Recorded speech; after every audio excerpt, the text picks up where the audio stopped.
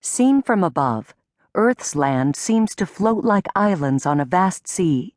There is so much more blue than green. Hidden below the surface of that ocean lies an immense watery world, catching the sun's light at first, then cold and utterly black in its depths.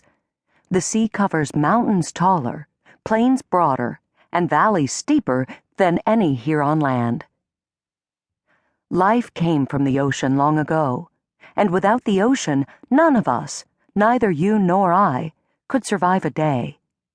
Living organisms in the sea release the oxygen we breathe in and take up the carbon dioxide we breathe out. Along with the plants on land, the ocean forms the lungs of our planet, breathing in and out. Its surface evaporates to form the marvelous clouds that give us rain and snow. Its temperature shapes the weather patterns we live by. And it is home to more life forms and surprising creatures, from its shallows to its deepest depths, than we have here on land. Sylvia Earle, who has spent more than 7,000 hours underwater, calls the ocean the blue heart of the planet.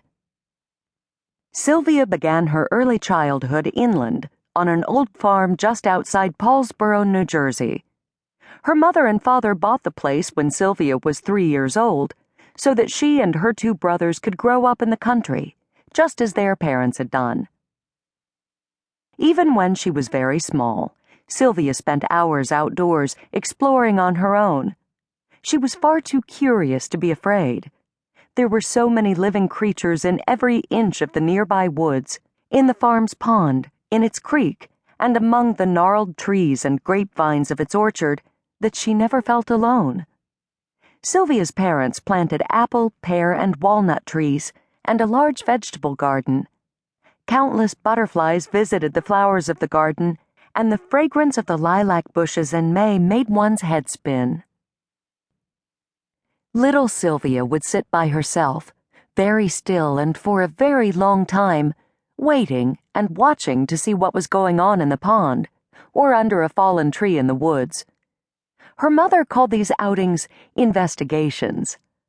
In a notebook, Sylvia described what she saw. The windowsills of the house were lined with her collection jars, which held tadpoles, salamanders, insects, and plants. Sylvia said she was a biologist and a botanist long before she even knew what those words meant.